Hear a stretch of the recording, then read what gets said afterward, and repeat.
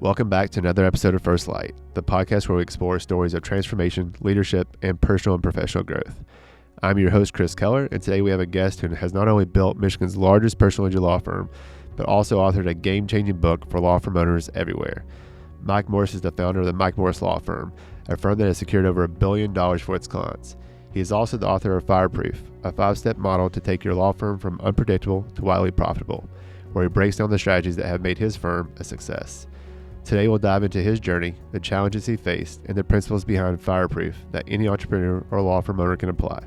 Mike, welcome to First Light.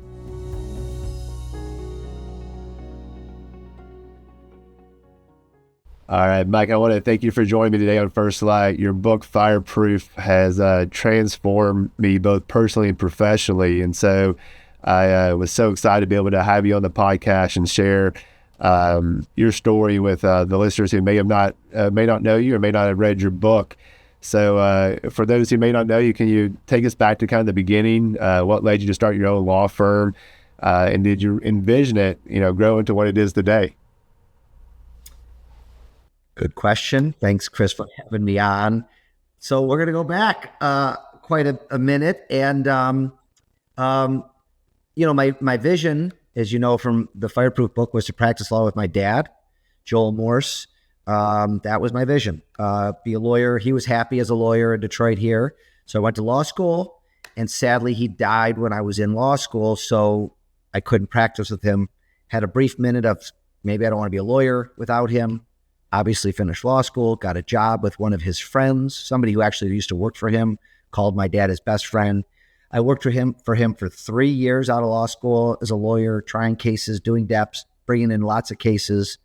And on September 21st, my dad's birthday, 1995, he fired me without warning, without explanation. And I opened my firm that day. So you said, what made me open my firm? Getting fired from my last firm. It was not a plan. I actually was coaching somebody this week, and one thing that I do coach on now is, take destiny in your own hands. Quit that shitty job and start your own firm. Problem is, easier said than done. A lot of lawyers get these golden handcuffs, and it's hard to start your own firm. So I wish I had done it myself. I didn't. But that I started my own firm because I realized at that point, Chris, I'd never wanted to work for anybody else. And so I did it. And it's been 30 years, and it's been hard. A lot of it was hard. It's not easy, as you know, as a law firm owner. But anyway, that's the answer to your question. That's the impetus for me starting my firm. Well, I think we all started similar. I was at a firm for 8 years and decided to start my own firm.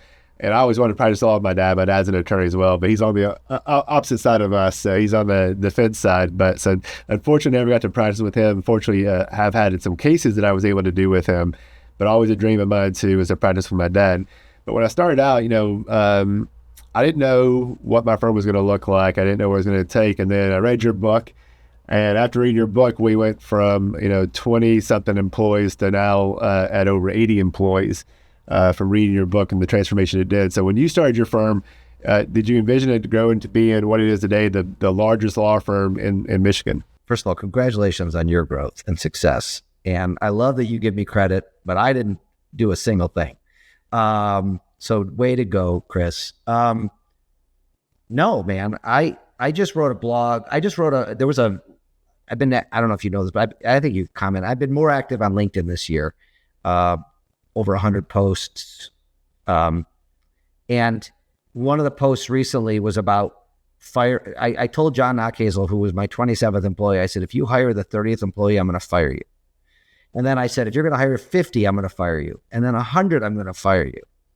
We have 240 now, and I haven't fired him. The answer is no. I didn't have the growth mindset that I have today then. I didn't have it. I looked at it as more stress and more risk and more grief, hiring more and more people and the growth. And I was afraid of it. I didn't know about it. And it just happened to me because we were running a good business. We knew our numbers. The clients loved us. The marketing was working. and so the cases just kept coming, and they're still coming. I mean, we could barely keep up with the flow that we have right now. Literally, we have 30 open positions at my firm, and we're hiring fast. We let people work from home. But no, I preach growth mindset. I talk about growth mindset. I teach you about growth mindset, but I didn't have it when I was a 25-year-old fired guy, 28 years old, just had 2 little babies. And no, I didn't have that. So, I wish I did. God knows where I'd be right now if I did. It was kind of thrust upon me, the success. And, so it's my story is a little backwards, but is what it is. So what changed? Where did that mindset for you go from that fixed mindset to that growth mindset? What was that kind of the leaping off point for you? That's a great question. The truth, I think, is I kept up with the growth. And a few years ago in one of my masterminds, the biggest lawyer in Louisiana looked at me and said, "Why are you stagnant? Why aren't you growing? What are you doing? You have 3 times the amount of residents as we do. You have this, you have that." And he was very thoughtful. And I said, okay. So I increased my ad budget. I went on a hiring crazy thing. And most importantly, as you know, Chris, we're big goal setters, as you are now. And we went from $150 million settlement goal a year to $300 million. And this was only 3 years ago. And then we came up with a plan how to do it. And John did the calculations and said, okay, in 5 years, we're going to sell 300 million in cases, which means we're going to bring in 100 million in fees. Double. 5 years. Happy to report, we're going to do it in 4. And so we're on track for 4. We did 236 this 2024. We're going to do 267 in 2025. And I think we're going to hit 300 next year. So I said 3 years, maybe it's only been 2 years. I don't know. But the point is, it just clicked. It was a decision.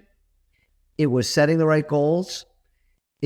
And the truth is, the stress has not been anymore. I was wrong.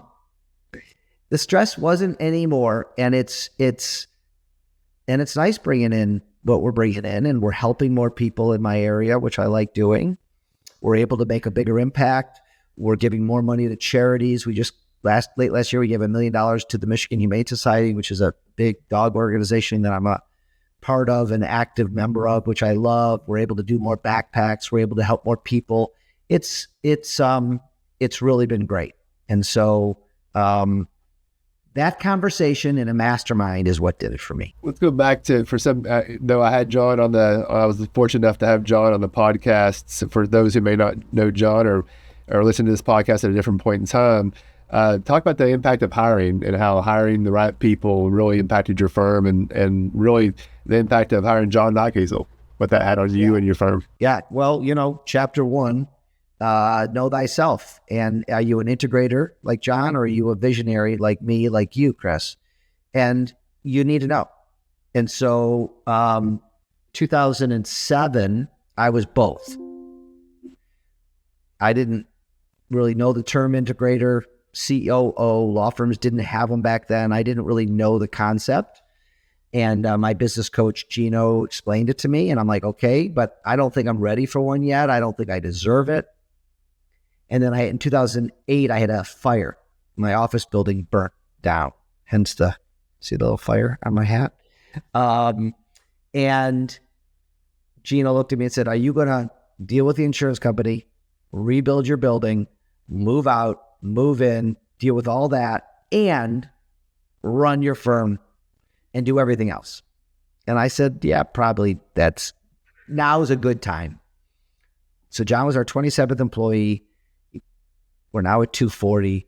We went from, I think that year we were settling about $17 million worth of cases to 236 last year, right? The growth has been since 2008, the major growth since we hired a coach and hired my number 2. And that's what you reported as well at the beginning of this podcast. And The other tidbit I want to throw in there, during our masterminds last week in Miami, we went around the table and said, when did you hire your number two? And every single person was in the 20 range. And I think you were in the room, and I said, that's news to me, right? We've never taken a survey like that before. But now because I get the question, when should I hire my number two? When should I do this? When should I do that? Every firm's different. But in the 20s is sure a nice point, right? It's a nice, what's the word? It's just a nice marker to know when you're in your 20s, if you don't have that number two, you should be definitely thinking about it. And I love that. I love that we kind of came up with that, and it makes sense. When were you? How many employees did you have, Chris, when you hired your number two? So I was already in the 20s, and I was trying to do it all myself. The director of HR, the director of marketing, the director of finance, the office manager, stocking the fridge, doing it all. When reading the book and realizing that, hey, I can't continue on at this. If I keep going at this pace, it's just not going to work out for me. And reading the book, I knew I needed somebody else. I needed somebody to help. I couldn't do it all, and that's we're in our 20s about that point when I went and said, hey, you're my number two. And it was in the 20s, because it starts getting more challenging, more complex, and dealing with a lot more people. But more importantly, reading the book too, understanding that, I'm not that integrator person. I'm not the best X's and O's person. I needed someone else who really could fill those shoes. Well, let's talk about, why you decided to write this book. Because honestly, I know I've said it kind of opening up to you, but it really changed things for me in a big way. It's had such an impact on both me personally and professionally. So talk about why write the book. I was bored. 2019, my girlfriend at the time said, you should write a book. You have a lot of knowledge. You have a lot of this. I see you're bored. And so John and I started writing the book, and it came out June of 2020. And so it was 3 months after COVID. And the book could have been called COVID Proof, right? Hurricane Proof, fires in California proof, right? Like, if you do this method, no matter what happens, you're okay. Those big firms move into markets, try to steal your cases. Somebody quits, somebody steals some of your files, there's a fire in your building. Like, I've been through it all those things. And because our marketing is fireproof and our firm is fireproof, we haven't missed a beat. At all. So COVID didn't hurt us one bit. We went up during COVID. Everything, everything's been good. And this was the method we were living forever. We just didn't know it. So we started writing this book, and we're like, why are we successful? Like, why is this happening to us? Why does nothing bother us? You can talk about resilience and perseverance and all these things, but it's like, so we broke it down in the book. So the 5 chapters, and we're like, these are the 5 things that we do to ensure growth and happiness, and, predictability is a big one for me. I as you know, I preach that on the stages. I preach that in the book. Figure out, how to come up with your projections for your firm. It works, as you know, and it takes, Chris, once you know your numbers, and you know what you're going to make at the end of the year, what happens to the stress and the anxiety and the grief and all those things that you used to have? It's changed. We obviously last year was a big growth scale year for us, and we took a lot of money to invest back into the business. But this year, knowing that we've done all that hard work, and now starting to see January come to fruition, already leading into the February come to fruition. So knowing that we're going to hit the numbers that we have to hit this year for the firm to hit the profit that it's supposed to hit is reassuring. Allows you to take some more calculated risk, and allows you to sleep a little bit easier knowing that you put a lot of hard work into this model and projection. But in writing this book, and also starting the summit, I know you talk about now be able to be in this position to share that knowledge, to give back, to help other law firm owners. And so I wanted to talk about too, not just writing the book, but starting this Fireproof Summit, starting this Fireproof group. and now you went into these fireproof masterminds. And obviously, I'm all things fireproof. I love it all. So talk about, having this fireproof group, this summit, what you hope to do with that, what you hope to create, the legacy you hope to leave. Yeah, I mean, it's because of people like you, dude. I mean, as you know, I don't need this money to do any more, right? It's not about money. It's about helping people. And I light up hearing your stories, and I light up teaching and seeing people's eyes be like, oh my God, that's so great. I'm going to go implement it. And then they call me after I implemented it. I went from 20 to 80 people. What else do I need? I mean, I don't know. It makes me really happy, and I get to make new friends, and these summits and these masterminds are fun. Did we have fun in Miami? So, I mean, it brings joy to my life. I think when you have success and you know what made you successful, and you can then teach others to be happy and successful, like, that's payback. So, you asked about legacy. I have 3 daughters. I hope that this book is a good legacy for them, for me, that they, people come up to me all the time, not as much anymore, sadly, but for the first 20 years after my dad passed, what a great guy he was, what a great lawyer, what a great friend, how funny he was, blah, blah, blah. Warms my heart. I hope 1 or 2 of my kids may be lawyers. And for the next 50 years, I hope, the Chris Kellers of the world come up to him and say, your dad's book changed my life and made it better and made me happier. My dad was a happy lawyer. But when I remember applying to law schools and talking to lawyers, like, back in the day, there was a lot of unhappy lawyers. There was a lot of burnout. There was a lot of fatigue. There was a lot of suicides. There was a lot of bad shit happening. I feel like part of me wants to change that and change that narrative. And I think that the Fireproof model, lets you be happier, lets you work less or work in your sweet spot, make more. Like, isn't that every business owner's dream?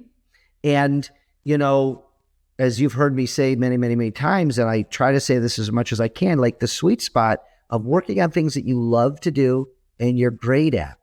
And most people I know don't get to work in that sweet spot. And if I can help get you there, Chris, and I can help get others in your situation there, that makes me happy. There's just more happy people in the world. And, if I could play a little part of that, well, I love it. Why not? So it makes me happy. That's a long answer to your question, but no, I love it. But one thing I want to talk to you about too is I look at you as truly this innovator of the space. Growing up, practicing lawyer in South Florida, and growing up the firms that I kind of grew up in and around. I didn't see, and I still don't see, quite frankly, a lot of firms that run the way that you run your firm. And so it's so impressive to me that you kind of still an innovator, and you're still innovating every day. So talk about being an innovator in this space and really, being that different model of a law firm than what we still see in the legal industry. Yeah, that's a really good question. I mean, I think because I'm a visionary, because there's only 1% of the world are visionaries, I think we're unique people. I read a book called Driven, which talks about the uniqueness of us, and it really helped me understand that, the benefits of it. There's also problems with it, but the benefits of it. And I don't know, I've always been innovative. I've always been entrepreneurial. I've always been industrious. I look to make things better every single day. Why am I not sitting at a beach in Hawaii? I don't know, but my brain won't let me. I could have unlimited money and I'm still going to be tinkering with my firm. I'm still going to be trying to make every little aspect better.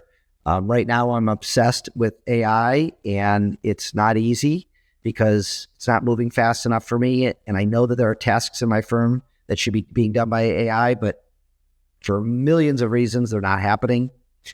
And I think in the next year or two, we're going to see hopefully some massive changes with AI in our firms. But I think the changes that we're seeing right now are small, but we're still using it. We're using a company called Eve right now in our company, in pre-suit mostly, and they're loving it. And I think that that's the future, in getting them up to speed into litigation and getting up to speed in voice, because I think that's gonna be the major time saver, is phone calls and voice and keeping people updated. But I'm excited about all of it. So one thing I wanted, to talk about in the innovator role is that truly for me, you're inspirational in the sense that the transparency that you share with us in your summit, and I know you share on stages as well, talking about always tinkering, always fixing it, always making it better. I think that's been one of the coolest things that I've seen from you is, so many firms will say, or so many companies for that matter say, well, this is the way we've always done it. That was always the common answer I got. Well, this is the way we've always done it. Well, why do you do it that way? This is the way we've always done it. And so seeing a firm like yours that, you've been at this 25 plus years, still making things better, still changing things, is such an inspiration. So how important is that, in that you're always constantly changing, constantly growing, constantly getting better? I think it's important. And it's 32 years. I don't look that old. But it's constant. And so, yeah, I get a lot of firms that are like, yeah, that's how we've always done it. My dad did it this way. I'm like, okay, well, that's not a reason to do it. But like, what's working, what's not working? We start every meeting like that with our coach. What's working? What's not working? Let's fix what's not working, right? Every firm, if Chris, you could sit down with any lawyer, what's not working in your firm right now? They'll give you 5 things, right? So you're either going to live with those 5 things or you're going to fix them. We fix them. And I have a large leadership team, and I have great people and professionals. And every 90 days, we examine what's not working. And the next 90 days, we work to fix it. We've been doing this for 18 years. Shit's working because we look at it every 90 days and we make sure it's fixed. And even if it's operating at 80%, my nut job brain makes me want to get to 100%. I'm never satisfied. If we lose one call because of a phone system or because of not enough receptionists or whatever, one call I get mad at. I get 25, 30,000 calls a year, and I'm mad at one call. So are you that obsessive with that or not? Some people are like, yeah. Some people are like, yeah, you make enough money. You got enough cases. I care. Now, I'm not screaming and yelling and firing people care, but I'm like, okay, let's look at it. How can we make this better? How can we figure this out? I assign people things in 90 days. Come back and tell me what you did. Records we're working on right now. We spent $1.8 million last year on getting records in the door. We had 16 full-time people doing it. I'm like, there's got to be a better way. This isn't right with AI and technology and this and that. So I have a task force working on that for the next 90 days. And they're going to fix it, or at least tell me what's going on. That's how you get better. That $1.8 million is paid back by my clients. It's not even going to make me more money or anybody more money, but it's going to be more efficient. It's going to be better. And I don't like wasting money, even if it's not my money. I don't like wasting my clients' money, right? And even if it's on average $100 a client, if I can get it down to 80, I'm gonna. If I'm wasting money, I'm gonna fix it. I'm gonna figure it out. If it's too slow, I'm gonna fix it and figure it out. If there's new technology out there, I'm gonna learn about it. I'm constantly learning. We are a learning organization. We talk about that. But a lot of lawyers are fixed mindset people, Chris. I don't like fixed mindset. You need some fixed mindset people, but I don't necessarily want to talk to those people. If they're not willing to learn and grow and they're happy with the status quo and they don't want to go to seminars and they don't want to go to summits and they don't want to go to masterminds and listen for new ideas, well, number one, they're not a Fireproof fit. So no, thank you. We turn down people all the time for Fireproof, all the time, if it's not a fit. You don't want bad people in the room who don't want to grow and learn and share, right? So growth mindset, looking for growth mindset people, looking for the best people who care and want to grow and learn and change is what we're about. Well, one thing I appreciate so much is that, you have this coaching program, you offer coaching, but you also still take coaching. You still have a business coach that is very much a part of your business, and you have the outside facilitator facilitating your business even at the level of success that you've reached. So talk about that, the importance of coaching and allowing coaching into your business, being coachable, because I think for me, that's really what changed things was allowing coaching, seeking out coaching, coming to your summit, being a part of these groups is what's really started, driving that change for me. So being coachable, I think you have to have a growth mindset. I don't know how to, nobody's ever asked me that question. Like, I think you know it or you don't know it, right? Do you want to learn? Do you not want to learn? Do you want to change or no? Do you think there's better ways out there, or do you think your way's great? Like, you know what I mean? Like, and is your organization ready for it? So I have people call me and say, I have 5 partners. I'm the only one who wants coaching. Thank you, but no thank you. Things like that. Like I don't waste a lot of time. When somebody calls me and says, I have 8 partners and we're all on different pages and some want coach, I'm like, I can't help you. Once you get your coaching team, once you get your team aligned, then call me, right? You have to be ready for coaching. Once you're ready, right? Coaching changes everything. I mean, every major athlete has a coach. Everybody I know has a coach who is growing and learning and wanting to learn. I resisted it because the only reason I resisted it was because I didn't want to shut down my office for a day back then, 18 years ago. And I didn't want to pay thousands of dollars. So it took me 1.5 years, 2 years to finally hire that coach that I knew I wanted to hire. I hired him, and I've been off to the races for 18 years. And it's been the best. It's the best money we spend every quarter. So after we wrote our book, I started getting calls from lawyers saying, please coach me. We were resistant. Long story short, we did it.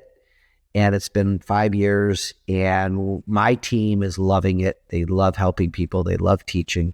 They're still working at the law firm, learning and growing, sharing with the Fireproof people what we're doing at the firm. And people are loving it, like you, Chris. So as long as people are loving it, we love doing it. We want to be the most cost-effective model. We think we're the cheapest coaching program out there. We don't make you sign onerous contracts like others out there that you know of that are making you sign 2-year contracts that are 4 times more money than we're charging and won't let you out of the contract.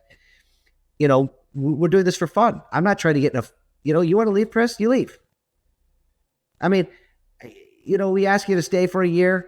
I've never sued anybody. I've never sent a letter saying you breached this agreement.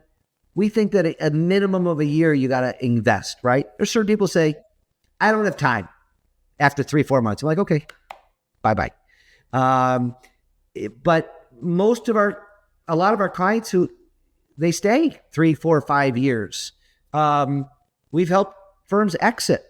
We just had a firm that started small and we helped build, and they just had a nice exit. We are starting to see more of people calling us saying we need some help. There's some firms, there's some businesses wanting to sell and buy pieces of firms and mergers and acquisitions, and that's probably a conversation for another day. But if you're Fireproof, your books are clean, your data is there, you know what your profit percentages are, you know exactly what it costs to do everything, you're going to be acquirable, is what we're learning, because you're Fireproof. And that makes me happy, So we're hearing so many good things about the coaching. And so that's why we do it. That's why everybody should do it. And if they're not big enough for coaching, we offer masterminds. And something I would announce, Chris, that you'll be the first to know. We are going to do a public seminar, our first one, this September 10th through 12th in Detroit. So put that on your book. I think I did tell you about that in Miami. But September 10th through 12th, it's going to be open to the public, which means you don't have to be a Fireproof client to come, meet all the coaches, learn from us for a couple days, experience fabulous Detroit. I think we're going to try to do some special stuff for our mastermind clients and coaching clients in the days before that seminar.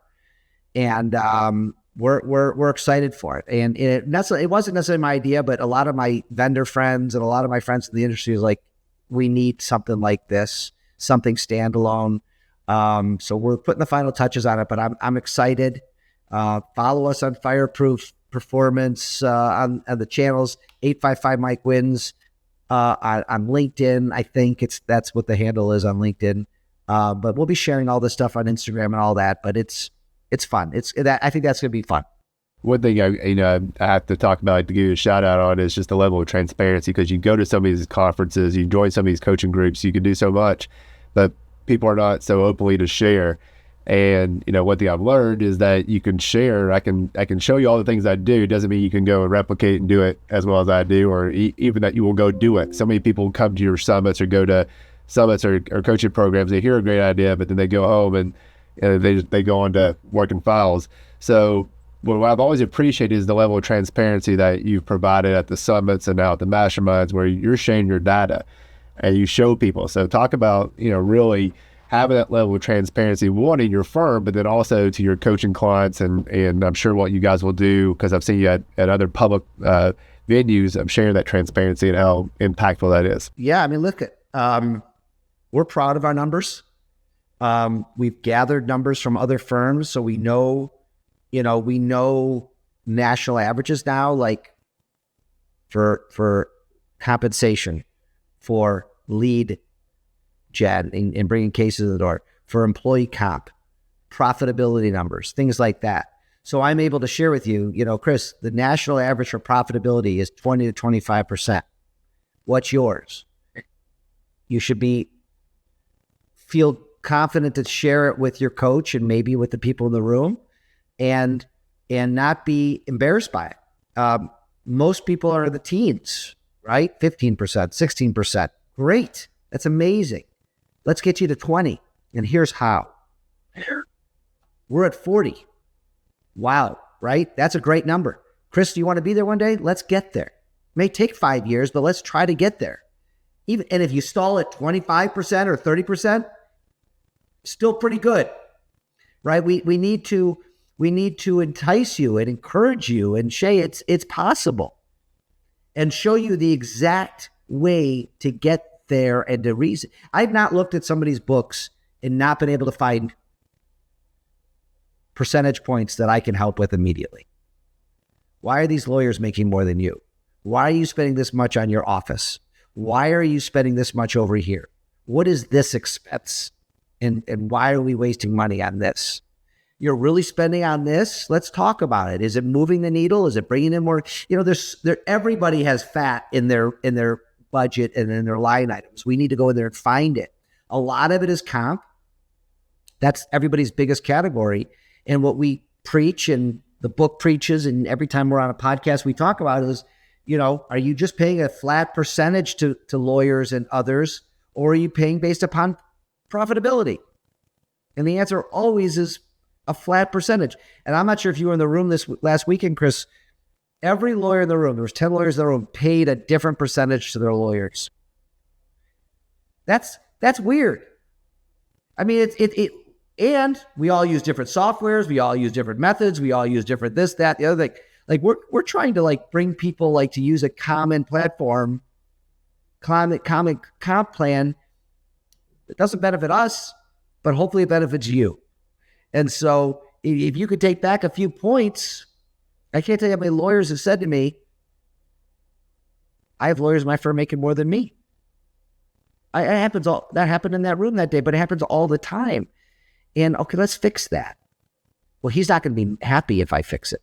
I don't care about him. I care about you. You're the owner. You're putting your blood, sweat, and tears out there. You're the man in the arena, the woman in the arena. You are putting your reputation on the line. You're spending millions of dollars on marketing efforts. That person is an employee, doesn't give usually two craps about your reputation and your risk and all the things. So the owner should be making more than anybody else, in my opinion. And so we help get the owners and the operators there. We like to pay people based upon the profit of the firm. If the firm isn't profitable, then those people should be paid in line with what the work they're doing. And some of that money that they were making should go to the profitability of the firm. And you're paying people well, but Chris, you even mentioned a lot of the money goes back into the firm. Well, why shouldn't some of their money go back into the firm?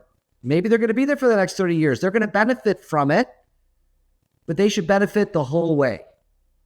In my opinion, you could think this is crap and don't do it. But these are our opinions, and we think they work. Well, I'm your walking testament, right? I can tell you that it does that. This year we're on track. We'll hit 26% profit. So we'll get ourselves above that 20 to 25 threshold and get ourselves that 26% number. Amazing. And we have it projected out to where we'll be in the 30s, pretty quickly too. But all from adopting the principles from the book. The last thing I kind of have to talk to you about, because I just, follow everything that you do, is that you're the Cherry Garcia, staying out your market. I know you hear it all the time, but the commercial of you chasing the ambulance and is like literally, I've watched that commercial I don't know how many times and shared it. So talk about that, finding that Cherry Garcia, because I can't be on a conversation without you or without talking about some marketing and talking about that Cherry Garcia. Thank you. Listen, I believe that legal advertising is the worst category on TV. I think it's abhorrently boring and disgustingly bad. So when I was going to start risking millions of dollars of my own money on TV, I'm like, I can't do this. I just can't do it. So I looked at what my competitors were doing and I labeled them, greedy or mean or not fun energy. And I'm the opposite, right? I like to be giving. I like to be funny. I'm self-deprecating, all those things. And I aim to show my personality off in the commercials. And then a few years in, I added my mom to the commercials, and I bring my dog on some of the commercials, and the community knows who I am. Like me or not, like me or hate me, right? If they like me, love me, they're going to call me. If they don't, they're not. That's it. That's simple advertising. You want people to like you, think that you're genuine, think that you're approachable, think you're a good guy or gal. And I think that the public is smarter than what we give them credit for. They don't need me 10 times, 100 times a day telling them I do auto accident work. They know it. So 30% of my commercials are with my mom, and that my mom is a bigger celebrity in my town than I am. She can't go anywhere without a selfie with somebody buying her a drink, somebody giving her a free loaf of bread. I mean, the stories are endless. She's on a plane. She's in other countries, and people recognize her who are Detroiters. It's kind of funny. And so we play off that. We're going to have a couple new Super Bowl ads this year in our local market, highlighting my mom's celebrity. One of them is her and I. She has a stunt double that looks like me. So the commercial is her, this guy and I, and we're the same suit, same tie, same hair, same briefcase. And it's funny stuff. And my mom getting swarmed by people, and my mom getting fan mail, which she does get, not in the magnitude that we do in the commercial. Anyway, this is all me. Won't work for you, Chris. Although we have a Fireproof client in another city who brought his mom into the commercials, and he's killing it. He's killing it with his mom in the commercials. And I love those commercials, and he's real creative and fun. And he's got a small 10, 15 person firm, but he's growing wildly because of the Fireproof methods, the Cherry Garcia method. And I love to see it. And no, I don't get mad when people copy me at all, because I'm Fireproof. And copy me all you want in my market, in other markets. People in my market copy my colors. They all adopted the word win. They all have win in their numbers, and they're all winners. And it's all bullshit. And I think the public knows that, right? That they copy me, and that it's whatever. I don't care. I don't care. And you can't focus on the other part of Cherry Garcia. You can't focus on your competition. You can't copy them. You can't worry about them. I drive around. I drive to the airport. I see all the billboards. I see my competitors. I see national competitors, coming into my market. I don't care. I don't get sick to my stomach. I don't say go buy more billboards. I believe that my market knows who I am. And if they want to call me, they know where to find me. And I'm going to take really good care of them. And we're going to win for them most of the time. And That's it. I mean, it's, you got to find your inner Cherry Garcia and stop copying and stop looking over your shoulder and focus on your lane, and things are going to be okay. A couple of last things, not to take away from your mom, but I love what you do with NIL. So talk about kind of what you've done with NIL deals and having some of these college athletes on your commercials, because it's awesome. It's just something different. And we have done 2 years of NIL deals. We're negotiating some for next year.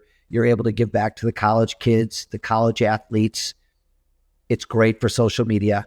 We also put them on billboards and TV. But if you don't do TV and billboards, social media, I mean, we're all fighting to figure out content, right? We're all fighting for attention. And it's not easy. Coming up with new content is not easy. NIL deals help make it easy. And I know you could get a college player and say, hey, for $500, will you do a photo shoot with me?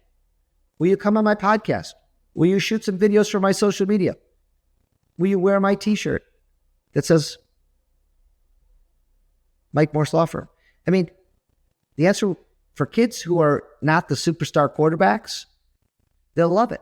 You could get a whole team. You get a track team or a volleyball team for a few $1,000s, and you're supporting the kids. You're supporting their efforts, and it's money that they're not going to get, and they appreciate it, and they're good kids, and you're helping them pay off studies, pay off books, have fun.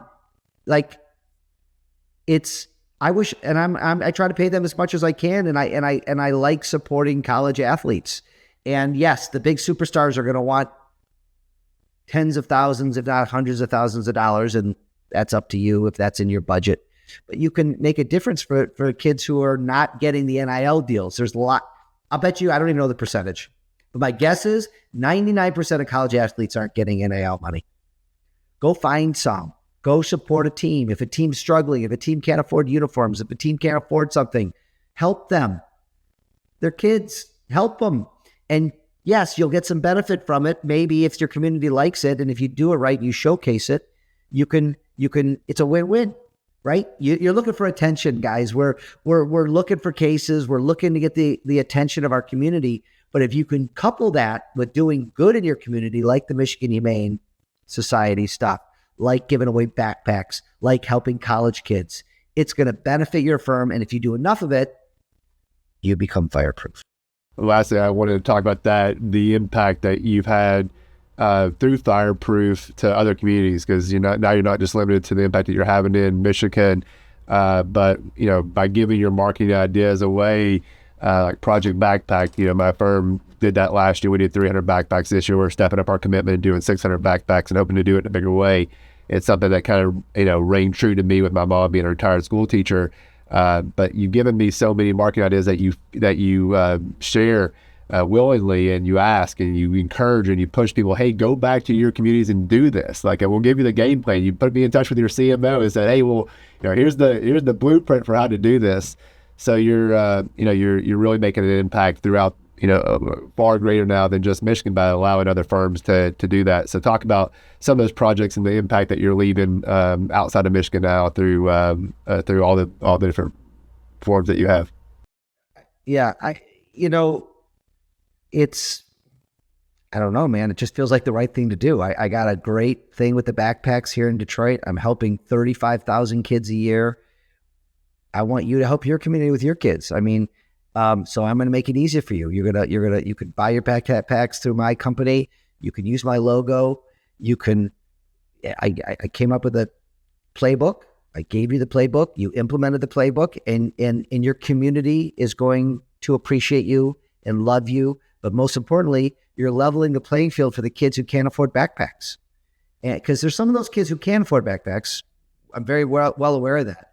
But there's kids who can't afford backpacks. And so, I think we're in 15 or 16 states right now. We don't own it. My name isn't on anything. I don't want any credit for it. But if every kid in this country can get a free backpack full of supplies from a great injury firm or other law firm in their community, and I can have a little part of that, that makes me really happy. Because I live 3 miles from Detroit, and a lot of kids can't afford backpacks. My kids, who I lovingly spoil, of course, as you do, get new backpacks every year, whether they need them or not. And that didn't seem fair to me when 10 years ago, 12 years ago, a teacher told me that some of their kids, number one, don't have supplies and the teachers have to reach into their pockets, or they have to bring their supplies in a garbage bag. And that made me sad, right? It made me sad. 3 miles away from me. And so like, what can I do to help these kids? And, our first year was 300 backpacks too. And now we're doing 35,000 a year. And we now have, I think, over 100,000 in other markets going out that make me just really happy. And I don't want any credit. I don't, but could you imagine a Project Backpack ends up in all 50 states one day? I mean, I don't know, man. It feels like the right thing to do. I love doing it. I love giving out the ideas. I'm an idea guy. If I can give you an idea that works, that makes me happy. That's better than anything. And so, I love, Chris, that you are a disciple of Fireproof. You're eating it up. You're doing what we tell. The truth is, it's about execution. My book's out there. You don't need me. You don't need our coaching. It accelerates things. It's like putting gasoline on your fire. But if you're happy to take 20 years, it took me 18 years to get to where I'm at. I want to get you there in 5. And it sure sounds like I'm doing it. And so if you want to accelerate it, check into Fireproof Coaching. Check into Fireproof Masterminds. Come to our seminar in September. And all of these things are there. They're revealed. They're not, we want to see results. We don't want to just give you a big rah-rah speech and send you on your way and hope you do it. We give you the tools. If you're struggling, my team gets on the phone with you. If you're struggling, we'll give you what you need. It's like that. It's not, we want you to be successful. It's not a big ploy or a big game to us. Like success is what matters. Well, Mike, I want to thank you for your time and being on First Light today. Without you, though, this would have been impossible. I don't think I would be sitting here doing a podcast right now, but for all the lessons and things that I've learned from you. So I can't thank you enough for your time. I can't thank you enough for your book, and thank you enough for all that you share with the Fireproof community and for those who are willing to listen. My pleasure, man. It's such a pleasure getting to know you and your team, and thanks for having me on today. Mike, this conversation has been incredible. Your insights on scaling a law firm, building systems, and maintaining leadership in a high-stakes industry are invaluable. I know our listeners will walk away with some powerful takeaways. And to our listeners, if you found value in today's episode, please leave a review and share it with someone who needs to hear this. Keep shining your light.